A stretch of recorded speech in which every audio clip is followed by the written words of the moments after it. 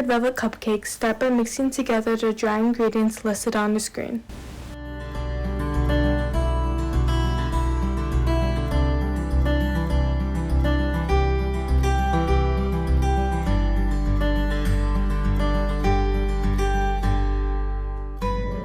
Give the dry ingredients a whisk. Next, mix together the wet ingredients listed on the screen.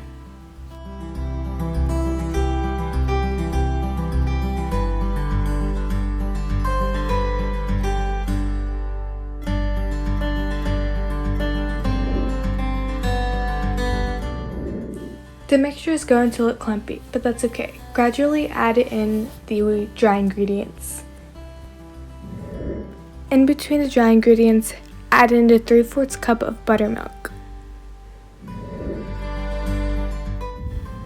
Next, add in your red food coloring and to your liking. I mixed mine a bit off camera. Line a cupcake tin with papers.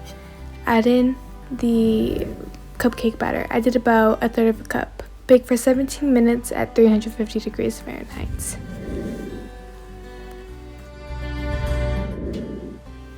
Sift together 2½ cups of powdered sugar.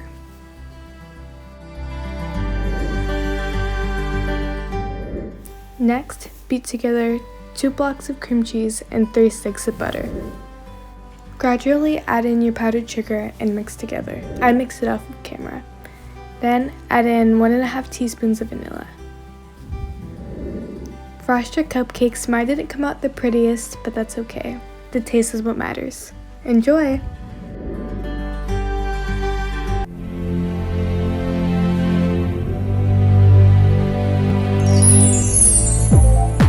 Today I'll be showing you guys how to make a DIY gift box for a very special person on Valentine's Day. Go ahead and start painting the box all over until you no longer see the image on the box. Once your box looks like this, you are now ready to add in your tissue paper. Go ahead and start opening the box and add in your tissue paper. Once your box looks like this, you are now ready to add in your candies. I decided to separate mine by red on the right and pink on the other side. Once your box looks all organized, it's time to add in more tissue paper. Go ahead and start adding up your tissue paper so when you give this box to someone, they can open it and be surprised. Once you're done, you can now add a Happy Valentine's Day on the box and then decorate it however you like. I decided to just put Happy Valentine's Day and put some sticker in it, and then that's it. You're done.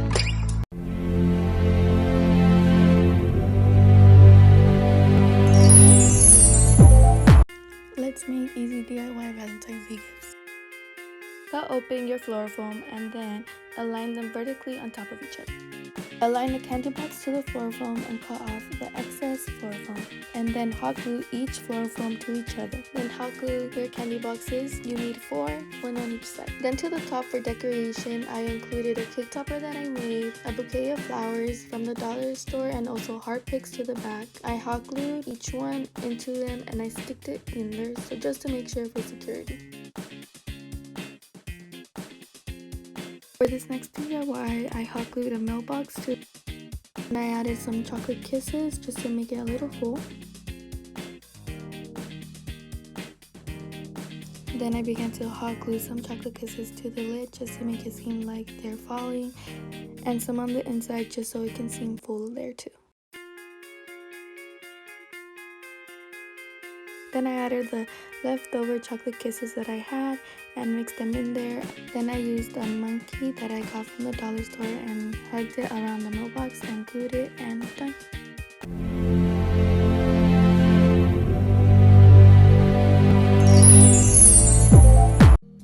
Hey everyone, here's your Valentine's Day gift guide 101. We're gonna start off super simple with Valentine's Day candy. It's really all you see during Valentine's Day, just the chocolates, candy hearts, and all that. Next up is flowers. I feel like so many people would appreciate flowers on Valentine's Day. Even your mom, it's a great gift.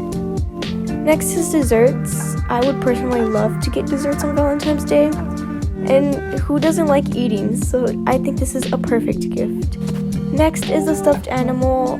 These are very common during Valentine's Day, which is why it's a great gift to give. Next is also very simple. It's just a Valentine's Day card. I know anyone would appreciate just a small card. That's all I have for you. Happy Valentine's Day.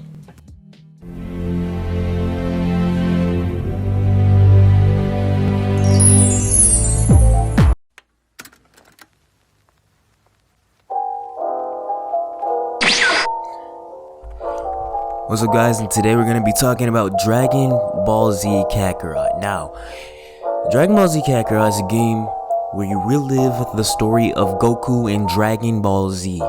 Beyond the epic battles, experience life in the Dragon Ball Z world as you fight, fish, eat, and train with Goku. Explore the new areas and adventures as you advance through the story and form powerful bonds with other heroes from the Dragon Ball Z universe. Now, this description is basically the sum of the whole visually pleasing, heavy action game that is Dragon Ball Z Kakarot. Now, I'm going to give you my first impressions of the game, and also the pros and cons that I have of it. There's so many pros, and I think I only have 2 cons in here. So let's get it. Now, the pros. The combat feels very, very good. It gives you a strong sense of impact while still being super fluid. You can tell from my first impressions of actually getting into the combat. Okay. Oh my god, this game is fire! I'm just pressing A, bro. Ooh. Now, for those who have played Storm 4, like Naruto Shippuden, Storm 4, yeah, that fighting game, yeah, this combat is very similar, so the transition shouldn't be that hard. Now, here are the cons. Now, I play on PC, right? Yeah, no matter what system you play on, whether PC, Xbox, or PlayStation, you need a controller for all 3, even PC. It doesn't have keyboard compatible controls at all, mostly because it's a combat game, and most combat games usually are better for controllers, so it makes sense there. Not much of a big con, but before you buy this game, make sure you have a compatible controller. Now, this is a big one for me. Lack of voice acting. The main story obviously has some very solid voice acting. You can watch it in dub or sub, but I wish they just added a few more cutscenes and voice acting to the side missions, because it really sucks when you having these characters speak in Japanese like they do in the anime, and then you end up having to read the dialogue all by yourself. It kind of sucks. Now, gladly, that's it. Now, I hope you guys enjoyed. See you guys in the next one. I'm gone.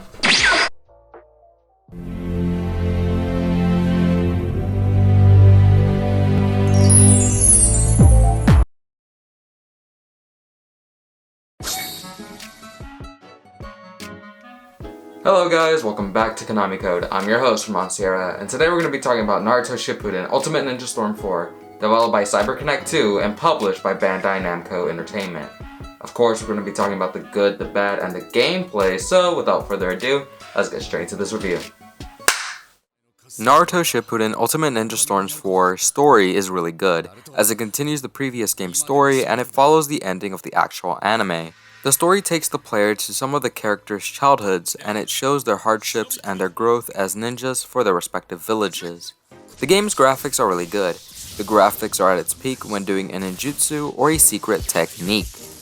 There is a wide variety of characters, including characters from the Hidden Leaf Village, like Naruto, Kakashi, Sakura, etc., to members of the Akatsuki. Every character has its own unique ninjutsu and secret technique, or if you pick certain characters, you can unlock a team-up secret technique, which is pretty cool. The combat is easy for new players to learn, but difficult enough to master. There's a wide range of combos that are unique to each character. The game gives you the option to fight with one character or with 3, allowing you to switch between those characters and providing aid when approaching the enemy. There's a huge map roster, and each map is different. You could fight on the wall or be able to punch your opponent off the edge of the map. The game has online multiplayer and offline mode. Online multiplayer allows you to battle players online, and offline mode allows you and a friend or a computer to fight against one another. As much as I like this game, I must acknowledge its faults. The game's in-game store is rather confusing, as some items can be bought using Ryo, and some items must be bought with Ryo, kunais, and shurikens, a type of currency that you could earn by completing these challenges within a fight, like having half your health remain or doing a 25-hit combo. The game has bad ADR, and as the saying goes, show, don't tell. I'll just have to keep him busy in this form until my chakra fills up. Wait for an opening and then attack him all at once! The ADR works really well when you leave it in the original Japanese dub, but if you change it to the English dub version, you'll hear the voice of the character first, then see their mouths move a few seconds later. Of course, the game has English and Spanish subtitles for the non-Japanese speaking audience. The game has a lot of DLC, so there's a lot of characters that you need to spend real-world money in order to play as them. But there is good news. If you buy the physical or online version of Naruto Shippuden Ultimate Ninja Storm 4 Road to Boruto, which costs $20 to $30, you'll receive not only the game, but also season pass content, the new Boruto expansion pack, and bonus DLC. After that, the only DLC available is the Road to Boruto Next Generations pack, which includes 11 new costumes and 2 new characters to play as. I rate Naruto Shippuden Ultimate Ninja Storm 4 a solid 9 out of 10. Naruto Shippuden Ultimate Ninja Storm 4 is the epic conclusion to the Naruto Shippuden Ultimate Ninja Storm quadrilogy. This game has a lot to offer, and it's an easy game to pick up and learn. If you like anime, Naruto, or the fighting genre, then this is a must-play, and it's gotta be on your list. Again, this was Konami Code, and I'll catch you all next time.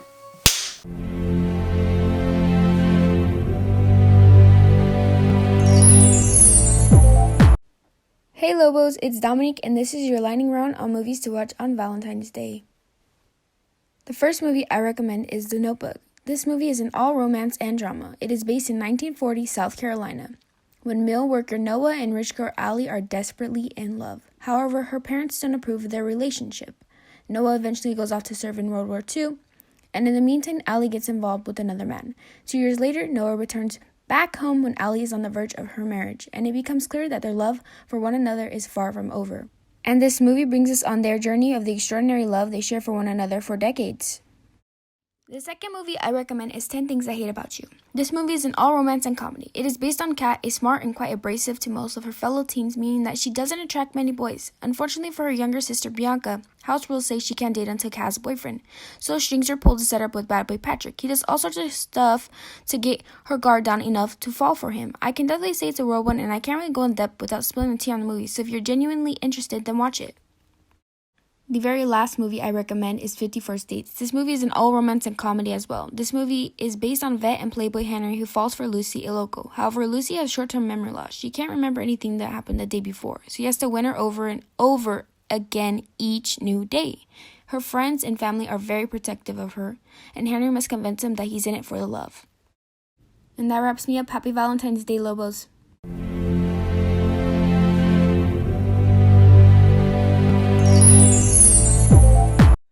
Hey Lobos, my name's Carter Dunmeyer, and I want to tell you the history of Valentine's Day. Valentine's Day, also called St. Valentine's Day, has origins in the Roman festival of Lupercalia. The festival, which celebrated the coming of spring, included fertility rites and the pairing off of women with men by lottery.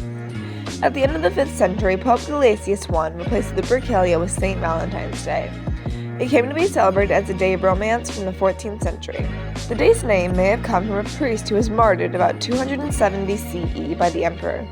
According to legend, the priest sent a letter from your Valentine to his jailer's daughter, whom he had befriended, and by some accounts healed from blindness. Other accounts hold that it was Saint Valentine of Terni, a bishop whom the holiday was named after, though it is possible the two saints were actually one person. Another common legend states that St. Valentine's defied the emperor's orders and secretly married couples to spare the husbands from war. It is for this reason that his feast is associated with love.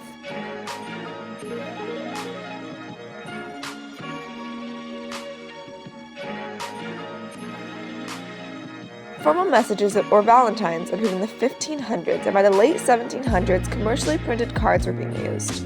The first commercial Valentines in the United States were printed in the mid-1800s. Valentines commonly depict Cupid, the Roman god of love, along with hearts, traditionally a seed of emotion, because it was thought that the avian mating season begins in mid-February. Birds also became a symbol of the day. Traditional gifts include candy and flowers, particularly red roses, a symbol of beauty and love. And that's all you need to know about the history of Valentine's Day. Thank you for watching, lovers.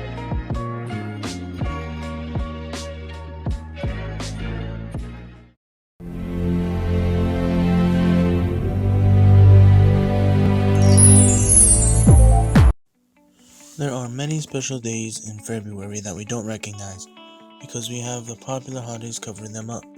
Here are 10 holidays, including the popular one. On February 1st, it is National Freedom Day.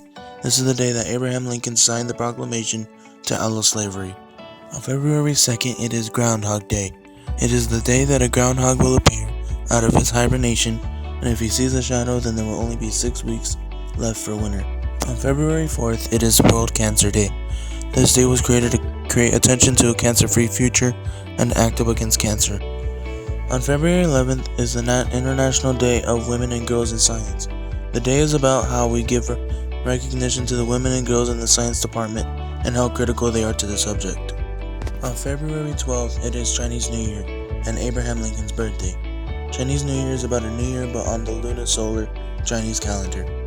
Of course, on February 14th, Valentine's Day. Valentine's Day is about people exchanging gifts to their significant other or to a good friend to show their love for them.